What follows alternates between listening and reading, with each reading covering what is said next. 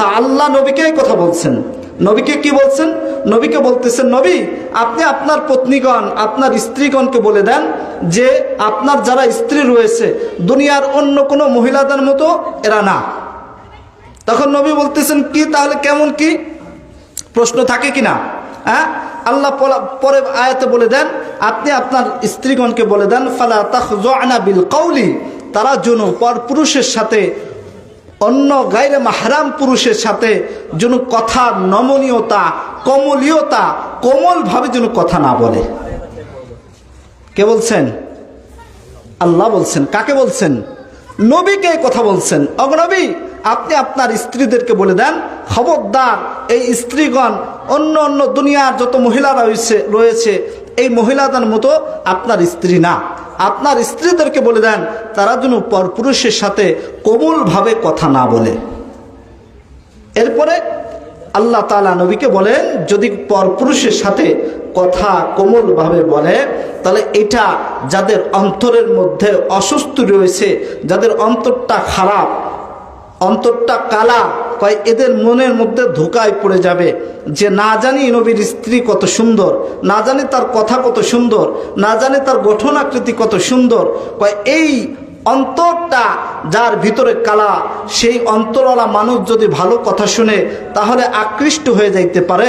এই জন্য নবী আপনি আপনার পত্নীগণ, স্ত্রীগণকে বলে দেন যে তারা যেন কথা নমনীয়ভাবে, কোমলভাবে কথা না বলে। আয়াতের মধ্যে আয়াতের সার সংক্ষেপ ব্যাখ্যা তর্জমা এটা। তাহলে আমি আজকের যে বিষয়টা আপনাদের সম্মুখে তুলে ধরব, এই বিষয়টা হলো আমার মা বোনদের বিষয়। কার বিষয়? আল্লাহ তাআলা কোরআনুল কারীমের বিভিন্ন আয়াতেই বলছেন, সব আয়াতের কথা বলবো না। সূরা নূরের মধ্যে আল্লাহ রাব্বুল আলামিন বিশেষ করে সূরাতুন নূরের মধ্যে বলছেন পর্দা দুই প্রকার। পর্দা কয় প্রকার? এখন আপনারা অনেকেই ধারণা বা চিন্তা করতে পারেন যে পর্দা তো শুধু মহিলাদের ক্ষেত্রে, পর্দা শুধু পুরুষরা করবে, এমন নেই। পর্দা দুই প্রকার, পুরুষ এবং মহিলা উভয়ের পর্দা করা লাগবে। পর্দা কয় প্রকার? দুই প্রকার, পুরুষেরও করতে হবে, মহিলারও করতে হবে। সূরাতুন নূরে 30 নম্বর আয়াতের মধ্যে আল্লাহ বলেন, কুল্লিল মুমিনিন ইয়াগুদ্দু মিন আবসারিহিম। আল্লাহ তাআলা বলেন, ওগো নবী আপনি মুমিনদেরকে বলে দেন ইয়াগুদ্দু মিন আবসারিহিম, তারা যেন তাদের দৃষ্টিকে অবনত রাখে, এই চক্ষুকে অবনত করে। ওয়াহফাজু ফুরুজাহুম, এবং তারা যেন তাদের লজ্জাস্থানকে হেফাজত করে। এটা আল্লাহ পুরুষদের কথা বলছেন। এরপরে আল্লাহ তাআলা আবার মহিলাদেরকে বলতেছেন, অকুল্লিল মুমিনাত ইয়াগুযুদনা মিন আবসারিহিন্না।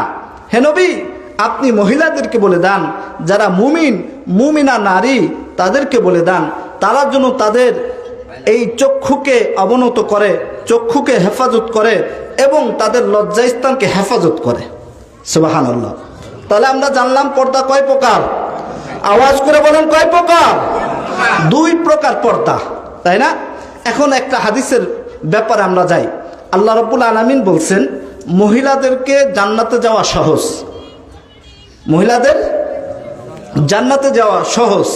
আল্লাহ রাসূল সাল্লাল্লাহু আলাইহি ওয়াসাল্লাম বলেন মহিলারা 4টা কাজ করলে জান্নাতে চলে যাবেন। কয়টা কাজ? আমার মা বোনরা ভালো করে খেয়াল করবেন, মহিলারা কয়টা কাজ করলে জান্নাতে যাবে? 4টা কাজ করলে মহিলারা জান্নাতে চলে যাবে, সহজ। আসেন জেনে নেই। আল্লাহ নবী বলেন, আল মারআতু ইযা সাল্লাত খামসাহা ওয়া সামাত শাহরাহা ওয়া আহসানাত ফারজাহা ওয়া আতাআত বা'লাহা ফাতাদখুলু মিন আইয়ি আবওয়াবিল জান্নাতি শাআত। আল্লাহ নবী বলে দেন, শুনে নাও, মহিলা 4টা কাজ করলে জান্নাতে চলে যাবে। 1 নাম্বার কাজ, আল মারআতু ইযা সাল্লাত খামসাহা,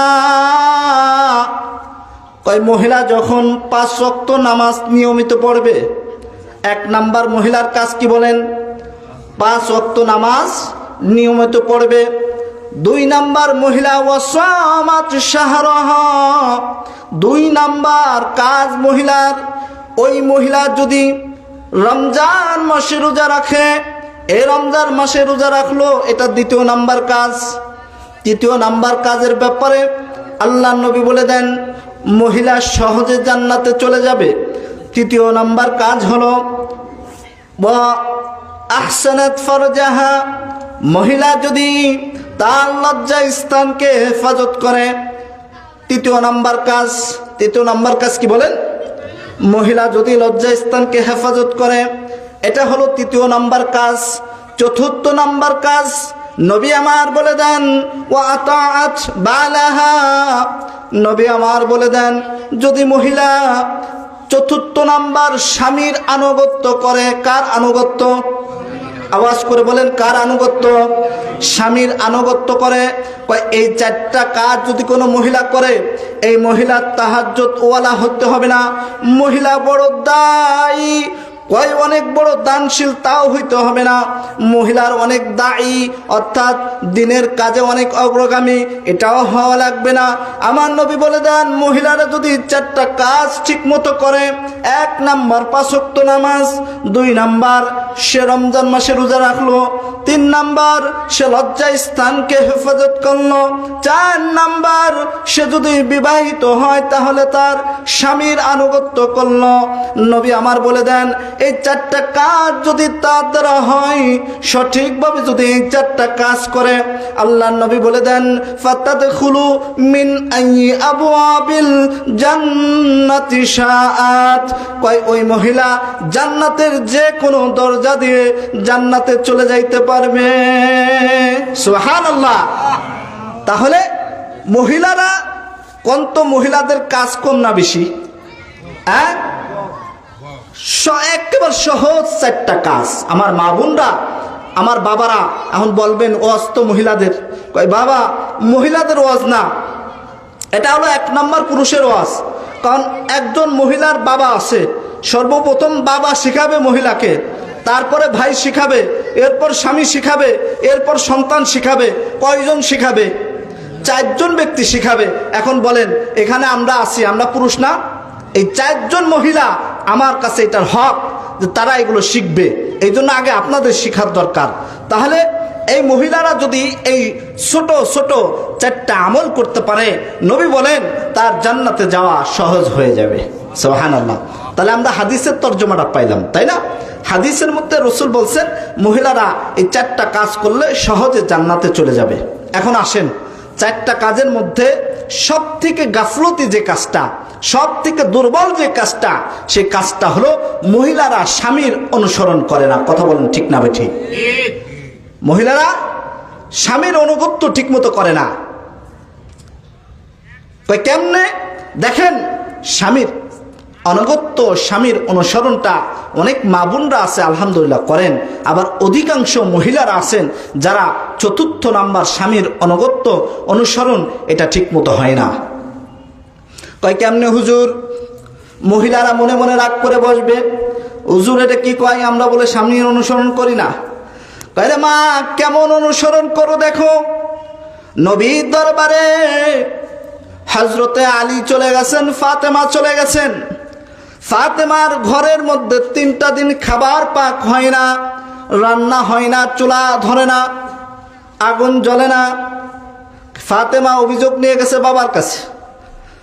এবার নবীর কাছে অভিযোগ নিয়ে বলতেছে, ওগো বাবা, আপনি আপনার জামাইকে কিছু বলে দেন।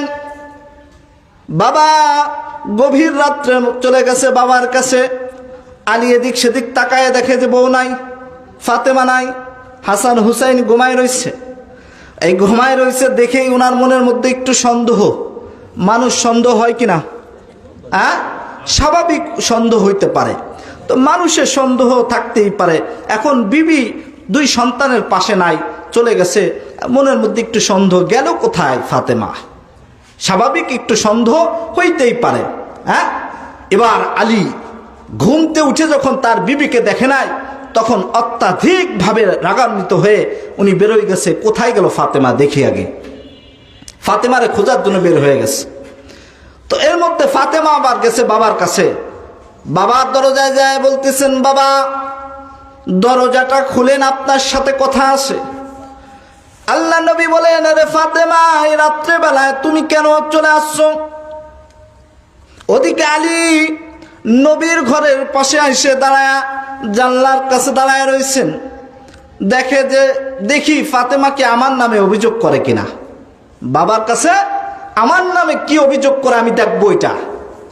এই বলে হযরতে ফাতেমা গেছে বাবার কাছে। এখন বাবা অন্ধকারে ইবাদত করতেছে, আমাদের নবী ইবাদত করতেছেন।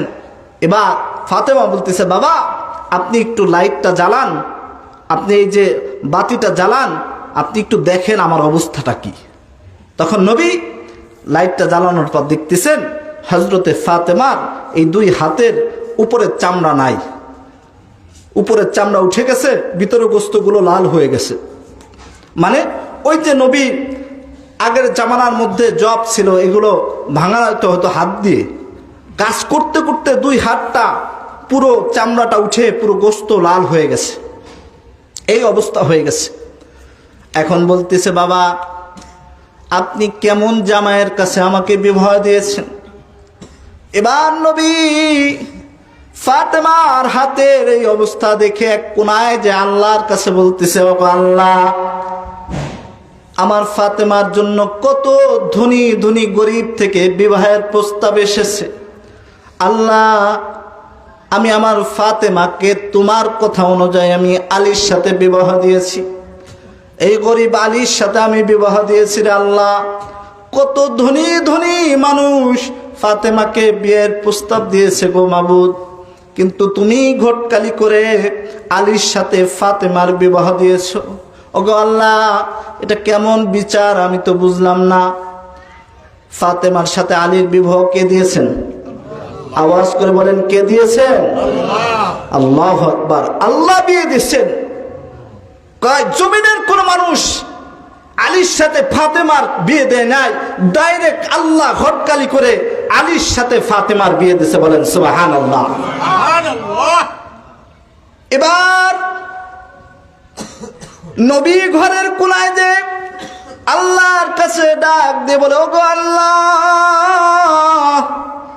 কত মক্কার ধনী ধনী লোক আমার ফাতেমার জন্য বিয়ের প্রস্তাব দিয়েছে, আল্লাহ তুমি আলীর সাথে আমার ফাতেমার বিয়ে ঠিক করে দিস।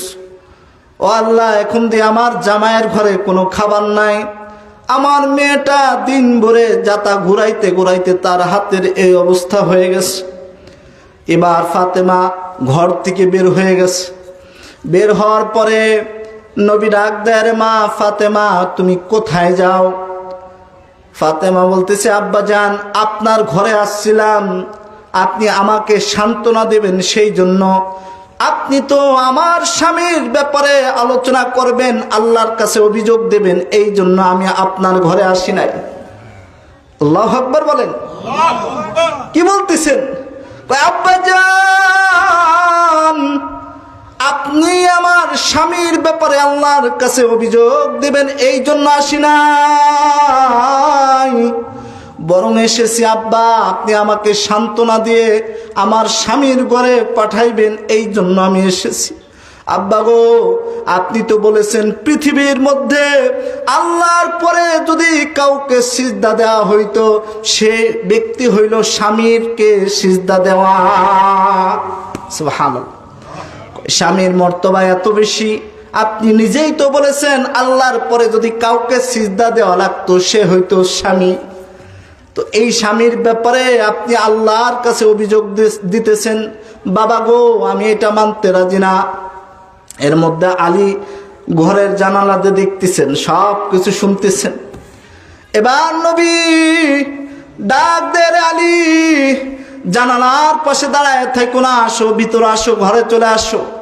আসার পরে এবার আলীকে বলতেছে, আলী জানোনি আমার ফাতেমা কেমন কেমন স্বামী ভক্ত, ওই স্বামীর খেদমত করার কারণে আল্লাহ তার মর্যাদা কত দিয়েছে জানোনি?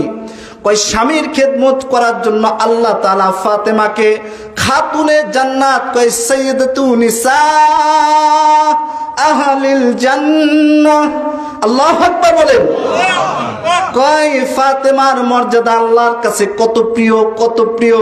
কয় নবীর সন্তান না, না এই কারণে না। কয় ফাতেমা আলীর আনুগত্য এমন ভাবে করত, আলীর খেদমত এমন ভাবে করত, আল্লাহ পছন্দ করে ফাতেমাকে জান্নাতে নারীদের সর্দার বানায় দিয়েছে। বলেন সুবহানাল্লাহ। এবার আল্লাহ নবী ডাক দিয়ে বলে, রে ফাতেমা, আল্লাহ তোমাকে জান্নাতি নারীদের সর্দার বানাইছেন, ঠিক আছে, তবে তোমার আগে দুনিয়ার এক মহিলা জান্নাতে যাইবে। কে বলতেছেন? নবী বলতেছেন যে মা, তুমি তো জান্নাতি নারীদের সর্দার, ঠিক আছে, বাকি তোমার আগে একজন মহিলা জান্নাতে চলে যাবে। এবার ফাতেমা একটু মন খারাপ করলো, ঘটনা কি, আমার আগে আবার কে জান্নাতে যাবে? এই মহিলা আবার কে? আল্লাহ নবীর কাছে জিজ্ঞাসা করে, ওগো নবী, আপনি একটু বলে দেন আমার আগে কোন ব্যক্তি জান্নাতে যাবে, একটু বলে দেন। এবার নবী বলে দেন, ওই যে পাহাড় দেখা যায়, পাহাড়ের পিছে একটা ছোট্ট বাগান আছে, ওই বাগানের ওইখানে একজন কাঠুরিয়া বসবাস করে। ওই কাঠুরিয়ার স্ত্রী তোমার আগে জান্নাতে চলে যাবে। বলেন সুবহানাল্লাহ। এবার ফাতেমা ডাক দিয়ে বলে, ওগো নবীজি,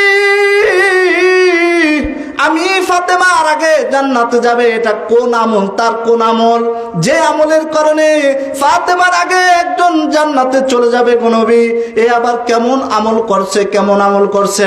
এবার নবী আমার ডাক দিয়ে বলে, রে ফাতেমা, না না আমি জানি না, আমি বলবো না তোমাকে, তুমি বের করে নাও কেমন আমলে সে তোমার আগে জান্নাতে চলে যাবে। এবার ফাতেমা বলতেছে, ঠিক আছে, আগামীকাল আমি নিজে যাই দেখবো তার কি আমল, যে আমলের কারণে ফাতেমা জান্নাতি সর্দারনি হওয়ার পরও ফাতেমার আগে জান্নাতে চলে যাবে ওই মহিলা, এই আমলটা আমি নিজেই বের করে নেব। এবার ফাতেমা পরের দিন বিকালবেলা গেছে, ওই কাঠুরিয়ার স্ত্রীর কাছে গেছে।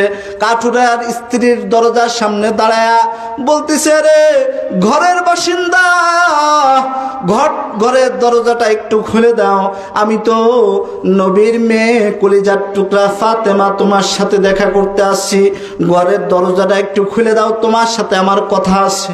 এবার ঘরের ভিতর থেকে কাঠুরিয়ার স্ত্রীর নাম জামিলা।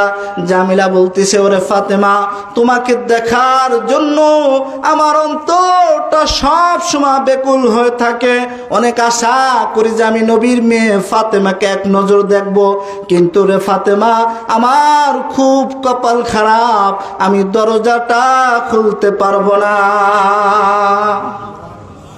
এবার ফাতেমা বলতেছে, তাহলে কেমন আশেক হলে তুমি আমাকে দেখার যদি এতই আগ্রহ থাকতো, তাহলে কেন তুমি দরজাটা খুলবা না, কারণ কি?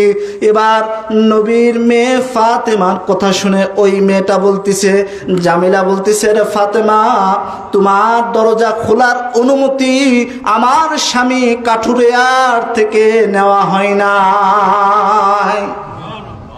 আল্লাহু আকবার। একটু আস্তে কর। কি বললো শুনছেন? কয়রে ফাতেমা, তোমাকে দেখার আগ্রহ তো আমার অনেক বেশি, আমি তো অনেক দিনের স্বপ্ন যে আমি নবীর মেয়ে ফাতেমাকে দেখব, কিন্তু আমি তো আমার স্বামীর কাছ থেকে অনুমতি নেই নাই আজকে দরজা খোলার জন্য, তো তুমি আগামীকাল আসো, আমি আগামীকাল আমার স্বামীর কাছে অনুমতি নিয়ে রাখবো। সুবহানাল্লাহ বলেন।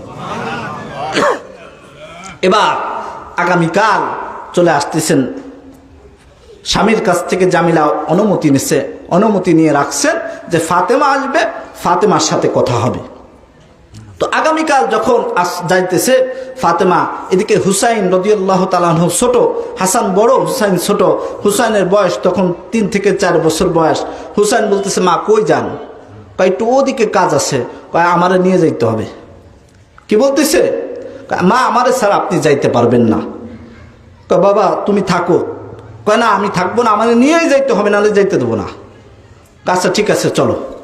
এবার হুসাইনকে নিয়ে গেছে, যাওয়ার পরে ডাক দেন, আরে জামিলা, দরজাটা খুলে দাও, আজকে তো আমি চলে আসছি, তুমি মনে হয় স্বামীর কাছ থেকে অনুমতি নিয়েছো।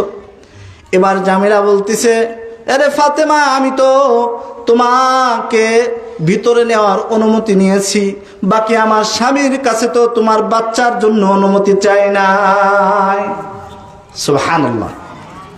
চিন্তা করে দেখছেন, কয় ফাতেমা রে, আমি তো তোমার জন্য অনুমতি নিছি, আমি তো তোমার সন্তানের জন্য অনুমতি চাই নাই আমার স্বামীর কাছে, বাকি এখন স্বামীর কাছে আমি তোমার জন্য অনুমতি নেব, তোমার ছেলের জন্য অনুমতি নেব, তুমি আগামীকাল এসো। এ কথা কে বলল? জামিলা বললে। কার স্ত্রী? আওয়াজ করে বলেন, কার স্ত্রী? এরকম আমল করার জন্য কোটিপতির স্ত্রী হওয়া লাগে, বড় ব্যবসায়ীর স্ত্রী হওয়া লাগে, মালদারের স্ত্রী হওয়া লাগে, ধন সম্পদার স্ত্রী হওয়া লাগে? একজন কাঠুরিয়ার স্ত্রীর আমলটা দেখেন। কয় সারা দুনিয়ার মধ্যে একজন মহিলার জন্য, কয় সারা পৃথিবীর মানুষ যদি বলে এই মহিলা খারাপ, আর স্বামী যদি বলে ওই মহিলা ভালো, কয় তার ওই ভালো স্বামীর সার্টিফিকেটটাই কবরে কাজে লাগবে। সুবহানাল্লাহ বলেন। কয় সারা দুনিয়ার মানুষ বলছে ওই স্ত্রী খারাপ, কিন্তু স্বামী বলছে ওই স্ত্রী ভালো, কয় ওই স্বামীর কথাই সারা দুনিয়ার মানুষের কথা এক হবে না। কিন্তু সারা দুনিয়ার মানুষ বলছে এই মহিলাটা ভালো, কিন্তু স্বামী বলছে এই মহিলাটা ভালো না, ওই সারা দুনিয়া পৃথিবীর মানুষ যদি ভালো বলে ওই ভালো কোনো কাজে আসবে না। এটা হলো স্বামী। আমার মারা, আমার পর্দানসীন বোনেরা, কেমন আমল আপনাদের করতে হবে দেখে নেন। এবার ফাতেমা, আর ফাতেমার সাথে আসছে ছোট্ট হুসাইন। এবার হুসাইনের মনটা খারাপ হয়ে গেছে। ঘটনা কি? দরজাই খোলে না। ও পাশ থেকে বলে, না না, দরজা খোলা যাবে না, স্বামীর অনুমতি নেওয়া হয় নাই, হুসাইনের ব্যাপারে আমি অনুমতি নেই নাই। এবার ফাতেমারে বলতেছে, রে ফাতেমা, তোমার আগামীকাল আসা লাগবে, আজকে আমি দরজা খুলতে পারবো না। এবার হুসাইন বলে, ও মা, এইখানে থাকা লাগবে না, যেখানে বিশ্ব নবী, শ্রেষ্ঠ নবীর মেয়ে একটা কাঠুরিয়ার স্ত্রীর দরজার সামনে দাঁড়ায় থাকে, ওই দরজা খোলা হয় না রে মা, ওই জায়গা আর তোমার দাঁড়ায় থাকা লাগবে না, চলো যায় নানার কাছে এই ঘটনার বিস্তারিত বলে নানার কাছে এর সমাধান নিয়ে নেব। এবার মাকে ধরে নিয়ে হুসাইন চলে আসছে নানার কাছে। নানার কাছে এসে বলতেছে, গো নানা, মার সাথে একজন কাঠুরিয়ার স্ত্রী এরকম আচরণ করছে। ও গো নানা, আমার মার কেন আগে জান্নাতে সে যাইবে? নানা গো, তুমি বলে দাও, কেন ওই মহিলা আমার মায়ের আগে জান্নাতে যাইবে? সেই মহিলার কি আমল তুমি বলে দাও। এবার নানা বলতেছে, না রে নাতে, আমি বলতে পারবো না। এর মধ্যে আলী চলে আসছে। এবার আলীকে ধরে বলতেছে, নবী আমার বলে, রে আলী, তুমি বলে দাও, ওই কাঠুরিয়ার স্ত্রী তোমার মায়ের আগে কেন জান্নাতে যাইবে? এবার আলী বলে, নবী গো, আমি কেমনে বলবো গো নবী, আপনি বলে দেন। এবার নবী বলে, ওরে আলী, শুনে নাও, আনা মদিনাতুল ইলমি ওয়া আলিয়ুন বাবুহা। ওরে আলী, আমি তো মদিনার ইলম, আত্মার দরজা হলো তুমি আলী। আলী রে, তুমি বলে দাও, তোমার স্ত্রীকে, তোমার সন্তানকে, তোমার স্ত্রী ফাতেমার আগে ওই কাঠুরিয়ার স্ত্রী জামিলা কেন আগে জান্নাতে যাইবে? তুমি বলে দাও, আমি বলবো না। এবার আলী বলতেছে, আরে ফাতেমা, শুনে নাও। আপনারা শুনবেন? হ্যাঁ, কেন জান্নাতে আগে যাবে শুনবেন? হ্যাঁ, সবাই শুনবেন তো ইনশাল্লাহ? একটু তাকবীর দেন তো, নারায়ে তাকবীর। আওয়াজ করে বলতে হবে, আর আওয়াজ দিতে হবে, একেবারে গরম করে ফেলতে হবে, নারায়ে তাকবীর। মাশাআল্লাহ, সকলে বলেন মাশাআল্লাহ। এবার আলী ডাক দিয়ে বলে, রে ফাতেমা, যদি তোমার শুনতে হয় তাহলে সবর করতে হবে, ধৈর্য ধারণ করতে হবে, কোনো রকম তাড়াহুড়া করা যাবে না, আস্তে আস্তে ঘটনা শুনবা। বলে ফাতেমা, বলে ঠিক আছে রে আলী, বলো এবার ঘটনা কি, কারণ কি? এবার আলী বলতেছে, রে ফাতেমা, একদিন আমার ঘরে 3 দিন আগুন ধরে নাই, 3 দিন চুলা ধরে নাই। রে ফাতেমা, তুমি আমাকে বললা কি? আলীকে ডাক দিয়ে বললে, রে আলী, তুমি তাড়াতাড়ি, আমার সন্তান 2টা 3টা, 2জন 3 দিন ধরে খায় না, আমার চুলার মধ্যে আগুন ধরে না, আমি কোনো রান্না বান্না করতে পারি না, তুমি আমাকে ডেকে বললে, রে আলী, আমার এই উন্নাটা তুমি বাজারে নিয়ে যাও, বাজারে নিয়ে এই উন্নাটা বিক্রি করে যা হবে তাই দিয়ে তুমি খাবার নিয়ে আসবা, আমার হাসান হুসাইন 2 দিন ধরে না খাওয়া। আলী রাদিয়াল্লাহু তাআলা আনহু ফাতেমার থেকে লাস্টে বিয়ে করার সময় নবী এটা হাদিয়া দিয়ে দিছিলেন ফাতেমাকে। ওই উন্নাটা নিয়ে আলী বাড়ি যাইতেছে, বাজারে যাইতেছেন আর মনে মনে ভাবতেছেন আমি ফাতেমা তো পর্দা করে, ফাতেমা তো পর্দানসীন, এই ফাতেমার উন্না আমি কেমনে বাজারে মেলবো? বাজারে মানুষ দেখে দেখে ফাতেমার আকৃতির ব্যাপারে কথা বলবে, ফাতেমার ছোঁয়া লাগছে এই ব্যাপারে কথা বলবে। আমি আলী কেমন করে ফাতেমার এই উন্নাটা বিক্রি করি গো? মনের মধ্যে লজ্জা লাগতেছে, কেমনে আমি ফাতেমার জিনিস প্রকাশ্যে বিক্রি করব? এরে ফাতেমা, আমি যখন বাজারে গেলাম মনে মনে ভাবতেছি আমি এই তোমার উন্না পকেটের মধ্যে রেখে দিছি, কেমনে এই উন্নাটা বিছায়া বা বের করে আমি বিক্রি করব? আমার তো মনে মনে শরম লাগতেছে, কেমনে তোমার পর্দাটা আমি লঙ্ঘন করব? তোমার কেমনে পর্দাটা তোমার স্পর্শ লাগছে, এই উন্নাটা আমি কেমনে বিক্রি করব গো? এই কথা মনে মনে ভাবতে একটা লোক চলে আসছে আমার কাছে এসে বলতেছে, আরে আলী, তোমার কাছে যা আছে তা কি এর মধ্যে দেবা? আমি সেই জিনিসটা কিনে নেব। মনে হয় তুমি কোনো জিনিস বিক্রি করতে আসছো। আমিও বললাম যে হ্যাঁ, আমি বিক্রি করতে আসছি। বাকি তুমি কেমনে জানলা?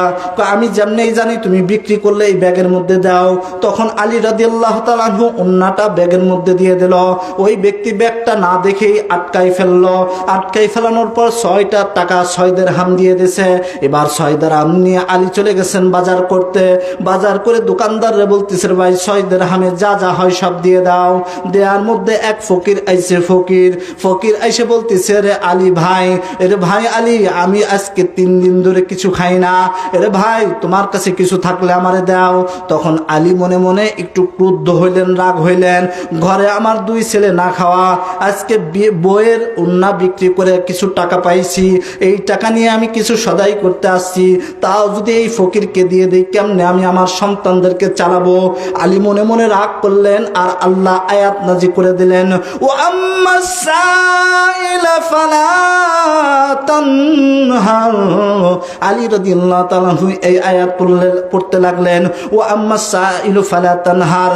কই সাইল যে থাকবে, কই এই সাইল যে প্রশ্ন করে অর্থাৎ ভিক্ষা চায়, কই যে ভিক্ষা চায় ফালা তানহার, খবরদার তাকে ধমক দিও না, তাকে ফেরত দিও না, তাকে খারাপ কিছু বলিও না।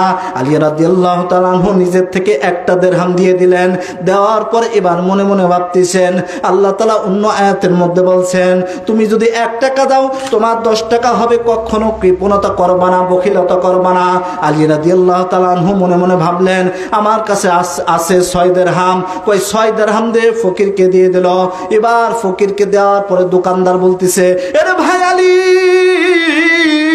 তোমার কাছে মাত্র 6টা দিরহাম ছিল গো আলী, এই 6টা দিরহাম তুমি ফকিরকে দিয়ে দিলা।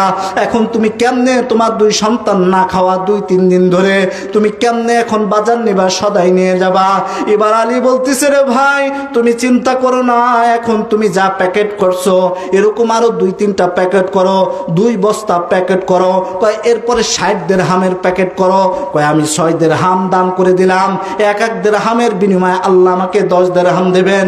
কয় 6 দিরহামের বিনিময়ে 60 দিরহাম আমি আল্লাহ পাইবো, আল্লাহ আমাকে 60 দিরহাম দিয়ে দেবেন। কয় তুমি এরকম 60 দিরহামের মাল সামানা প্যাক করতে থাকো। এরপর আলী দোকান থেকে চলে গেছেন বাজারের দিকে। বাজারে যাওয়ার পরে একজন উট নিয়ে আসছে, উট আইনে বলতেছে, ভাই আলী, তুমি আমার এই উটটা বাকিতে 100 দিরহামের বিনিময়ে কিনবা কিনা? এবার আলী বলতেছে, ঠিক আছে আমি কিনলাম। উটটা কেনার পরে বাকিতে 100 দিরহামে কিনছে। কেনার পরে এখন খদ্দের আসছে, খদ্দের এসে চারপাশে ঘিরে দাঁড়ায় বলে, ভাই আলী, তুমি এত সুন্দর উট কোথায় পাইলা? দাও তোমার এই উটটা আমি নগদ 160 দিরহাম দিতেছি। বলেন সুবহানাল্লাহ। কয় দিরহাম লাভ হইলো?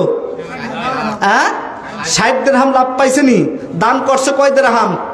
6 দিরহাম। এক দিরহামের বিনিময়ে 10টা। কয় 1 টাকা দান করলে 10 টাকা, তাহলে 6 টাকা দান করলে 60 টাকা।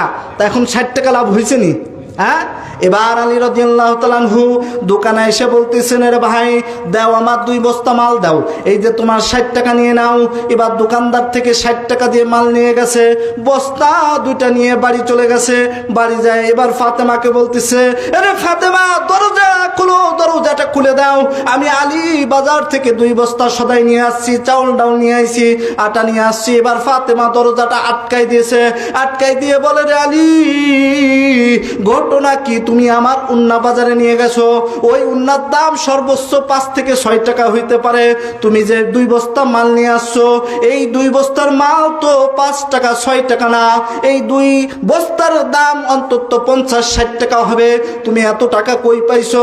না রে আলী, এই হারাম মাল আমি আমার ঘরের মধ্যে ঢুকাইবো না, তুমি এই মালটা নিয়ে চলে যাও, এই মাল আমি আমার ঘরে ঢুকাবো না। আলী এবার বলতেছে, রে ফাতেমা দরজা খোলো, আমার কিন্তু রাগ হইতেছে। ফাতেমা বলে, রে স্বামী না না না, আমি দরজা খুলবো না, তুমি যে মাল নিয়ে আসছো এই মাল হারাম মাল। কয় হারাম মাল আমি এই ঘরের মধ্যে ঢুকাবো না। এবার আলী রাগ করে কয়, না না এই ঘরে আর দাঁড়ানো যাবে না। এবার চলে গেছে বিচার দিতে শ্বশুরের কাছে। কার কাছে? আওয়াজ করে বলেন, কার কাছে? শ্বশুরকে, হ্যাঁ, নবীর কাছে চলে গেছে।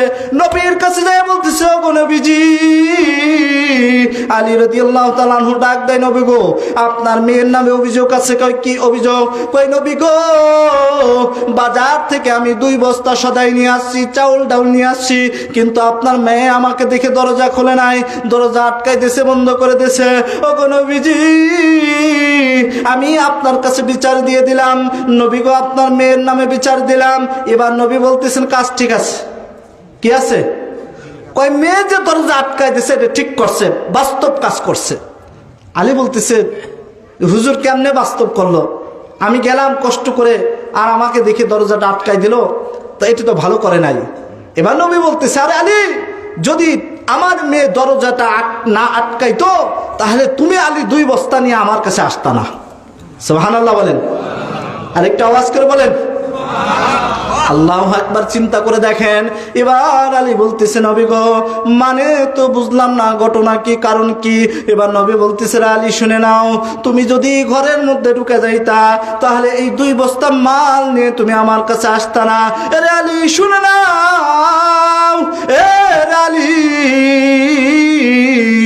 আজকে যে তোমার সাথে 4টা ঘটনা ঘটছে। 1 নাম্বার ঘটনা, তোমার কাছ থেকে যে উন্না কিনছে সে উন্না যে কিনছে তারে চেনুনি? কয় না আমি তারে চিনি না। কয় তোমার কাছে যে ভিক্ষা নিয়েছে তারও চেনুনি? কয় না আমি তারে চিনি না। কয় তোমার কাছে যে উট বিক্রি করছে তাকে চেনুনি? কয় না আমি চিনি না। কয় যে তোমার কাছ থেকে উট কিনছে তারে চেনুনি? কয় না তারও আমি চিনি না। কয় এই 4 জনের পরিচয় শুনবানি? কয় হুজুর বলে দেন 4 জনকে। কেমনে কি ঘটনাকে আপনি এগুলো জানলেন কেমনে? নবী জানতে পারে না? না আওয়াজ করে বলেন। এবার আলী বলতেছে, নবী গো আপনি বলে দেন কেমনে এগুলো জানলেন আপনি? এবার নবী বলে দেয়, শুনে নাও রে আলী, তুমি যার কাছ থেকে, তোমার কাছ থেকে যে ব্যক্তি এই উন্নাটা কিনছে ও তো দুনিয়ার কোনো সাধারণ ব্যক্তি না, দুনিয়ার কোনো সাধারণ ব্যক্তি না। তোমার কাছ থেকে যে উন্না কিনছে সে হলো স্বয়ং আল্লাহ রাব্বুল আলামিন। আওয়াজ করে বলেন সুবহানাল্লাহ। কে কিনছে? কয় স্বয়ং আল্লাহ। ফেরেশতা পাঠাইতেছে, রে ফেরেশতা যা রে যা, আমার আলী লজ্জা পাইতেছে, শরম পাইতেছে। কত পর্দাশীল, কত দিনদার মুত্তাকি। চিন্তা করে দেখেন, বিবির একটা উন্না বাজারে প্রকাশ করবে না, এত লজ্জা এত শরম, বিবির পর্দা ভাঙবে এই জন্য উন্নাটা জাহির করে না। আল্লাহ বুঝতে পারে, ফেরেশতা পাঠাইতেছে, রে ফেরেশতা জানা আলীর কাছ থেকে 6 দিরহামটা নিয়ে আয়, 6 দিরহাম দিয়ে উন্নাটা নিয়ে আমার কাছে চলে আয়। এবার ফেরেশতা ওই উন্নাটা কিনে আল্লাহর কাছে নিয়ে গেছে। সুবহানাল্লাহ। এবার নবীকে বলতেছেন, ওগো নবীজি বুঝতে পারলাম উন্নাটা কে কিনছে, কিন্তু যে ব্যক্তি ভিক্ষা করতে আসলো এটাকে? এবার নবীজি বলতেছেন, যে ভিক্ষা করতে আইছে ওই ব্যক্তিটাই তোমার কাছ থেকে 6 দিরহাম নিয়ে চলে গেছে। কয় কোন ব্যক্তি? কয় যে উন্না কিনছে সেই আবার ফকির সেজে আসছে। মানে বুঝলাম না, ফকির সেজে আসলো কারণটা কি? এবার আল্লাহর কাছে যায় বলতেছেন, আল্লাহ আমি তো তোমার হিকমত বুঝলাম না, তুমি কেমন করে আলীর কাছে উন্না কিল্লা 6 দিরহাম দিয়ে, আবার সেই 6 দিরহাম আবার ফকির বেশে আমি যে নিয়ে আসলাম। আল্লাহ গো, কারণটা কি আমার একটু খুলে বলে দেন। এবার আল্লাহর সামনে ফেরেশতা কান্নাকাটি শুরু করছে। আল্লাহ, আপনি 6 দিরহাম দিয়ে উন্নাটা কিনে নিয়ে আসলেন, আবার আমাকে ফকির বেজে পাঠাইলেন, আমি 6 দিরহাম নিয়ে আসলাম। আল্লাহ, বেচারার বাড়িতে 2টা ছেলে না খাওয়া, হাসান হুসাইন ছোট ছোট বাচ্চা না খাওয়া রয়েছে। ও আল্লাহ, মনের মধ্যে কষ্ট লাগে গো আল্লাহ। আল্লাহ বলেন, ফেরেশতা অপেক্ষা কর, যা তো এই যে ফাতেমার উটটা নিয়ে চলে যা। কার উট কথা বলেন? আওয়াজ করে বলেন, কার উট? কয় জান্নাতে ফাতেমার একটা উট থাকবে। কয় এই উটটা ফেরেশতারে দিয়ে বলতেছে, ফেরেশতা যা, এটা যায় আলীর কাছে নিয়ে যাবি। আলীর কাছে নিয়ে যায় বলবি এটা 100 দিরহাম বাকিতে বেচলাম। সুবহানাল্লাহ। উটটা কার? ফাতেমার উট। ফাতেমার উট আল্লাহ তাআলা দিয়ে দিচ্ছেন যে যা দুনিয়াতে যায় আলীকে আবার উটটা দিয়ে আয়। এবার কয় ওই ফেরেশতাই যায় আলীর কাছে যায় উট দিয়ে আইছে। আল্লাহর কাছে এসে বলতেছে, আল্লাহ এখন কি করবো? এখন যে 160 দিরহাম দিয়ে উটটা কিনে নিয়ে আয়। সুবহানাল্লাহ বলেন। সবকিছু কে করাইলো? আল্লাহ তাআলা করাইলো। এবার আলীকে নবী বলতেছে, আরে আলী শুনে নাও, ওই উটটা আমার মা ফাতেমার জান্নাতের উট হইবে ওইটা। সুবহানাল্লাহ। এটা তো বুঝলাম, কিন্তু ফাতেমার আগে ওই মেয়েটা কাঠুরির স্ত্রী কেন জান্নাতে যাইবে? কয় জান্নাতে যাবে কারণ হলো ফাতেমা এই উটটার উপর চড়ে চড়ে জান্নাতে ঢুকবে। বলেন সুবহানাল্লাহ। এখন দুনিয়াতে উট পাঠানোর কারণে কই উটের গলা থেকে রশি নাই। এখন রশিটা কি হবে? কই ওই জান্নাতের মধ্যে আল্লাহ রাব্বুল আলামিন ওই উটের এই গলার মধ্যে ওই যে ফাতেমার উন্নাটা পেঁচায় ধরে নিয়ে যাইবে। বলেন সুবহানাল্লাহ। এখন উটটা নেবে কে? কই উটটা নেবে ওই কাঠুরার স্ত্রী জামিলা। কে নেবে? কাঠুরিয়ার স্ত্রী জামিলা। ফাতেমা থাকবে উটের উপরে, ওই উটটা ধরে টাইনে একেবারে জান্নাতে নিয়ে যাবে জামিলা। সুবহানাল্লাহ। এখন আগে জান্নাতে কে যাবে তাহলে? জামিলা যাবে, কারণ সে ওই উটের উন্নাটা ধরে টানতে টানতে জান্নাতে নিয়ে যাবে, আর সে আগে চলে যাবে। কয় এই যে জামিলা যে জান্নাতে আগে যাবে, এর কারণ কি বাবা? কয় কারণ একটা, কয় জামিলা কোনোদিনও স্বামীর অবাধ্য হয় নাই, স্বামীর কোনো খেলাপ করে নাই। এবার ফাতেমারে বলতেছে, রে মা জানুনি, ওই জামিলা এইভাবে তোমার আগে জান্নাতে চলে যাবে, তবে তার একটা আমল হলো জিন্দেগি ভর জীবন ভর কোনোদিনও স্বামীর অবাধ্য হয় নাই, স্বামীর কথার খেলাফ হয় নাই, স্বামীর কোনো অবাধ্যতায় যায় নাই। কই স্বামীও আল্লাহর কাছে হাতটা তুলে বলে, ও গো আল্লাহ, তোমার কাছে আমার একটা ফরিয়াদ রে আল্লাহ, আমি দুনিয়াতে এমন একটা স্ত্রী পেয়েছি গো আল্লাহ, যে স্ত্রীর ব্যাপারে তোমার জন্য তোমার কাছে দোয়া করি, আল্লাহ আমার স্ত্রীকে সর্বপ্রথম জান্নাতে প্রবেশ করাইও। কার দোয়ায় বলেন? স্বামীর দোয়ায়। স্বামীর দোয়ায়।